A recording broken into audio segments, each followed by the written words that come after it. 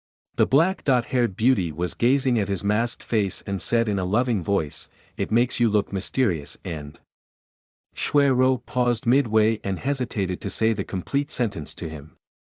"And?" he asked while removing the mask and keeping it to the side. "And it flutters my heart."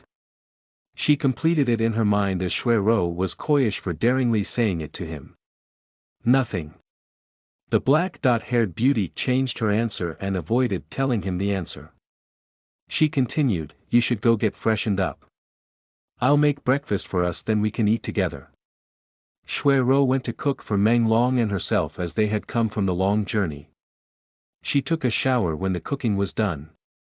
They ate together their morning meal while the black-haired beauty explained to him more about the upcoming test. When it was about time, they left the white cottage house. Meng had already put on his mask, covering his eyes and forehead. Shui-Ro led him to the two-story building of the inner court's teaching department. They went to the first floor where a big hall was present. There were several spirit appraisal crystal balls on the rack along with some black small boxes. A desk was at the end of the hall with a spherical ball to the side that looked bigger than the spirit appri crystal one. An old man was sitting behind the desk, working on a register as if doing some important work. He was brawny with gray hair and gave an aura of a fierce warrior. When he saw Shui-Ro and Meng Long entering the hall, he raised his eyebrows and asked, "Is he the person you were talking about? Does he want to take the test?" Elder asked with intriguing eyes.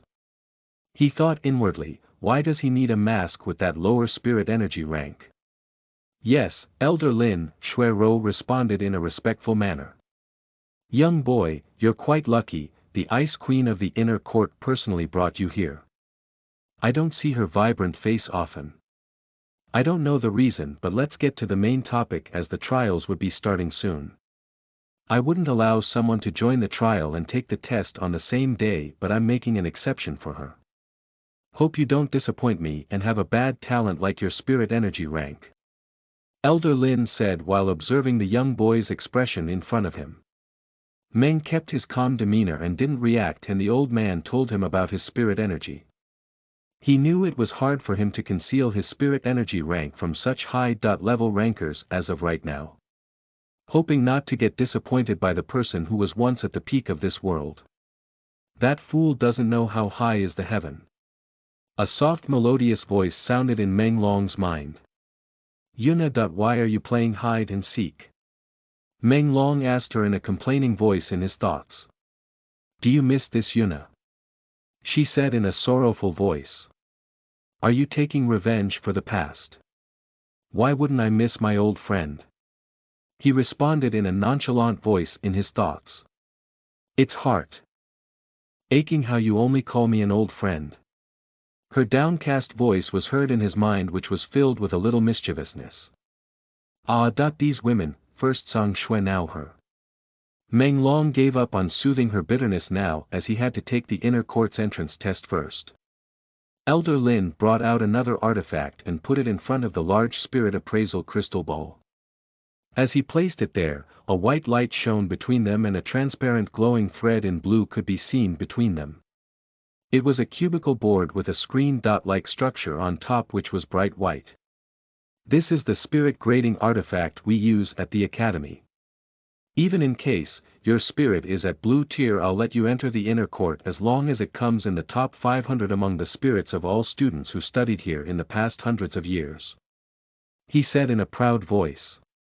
Elder Lin wasn't expecting much from Meng Long after inspecting his spirit energy rank, but he didn't want to sadden the black-haired beauty as she was the direct disciple of the Supreme Elder.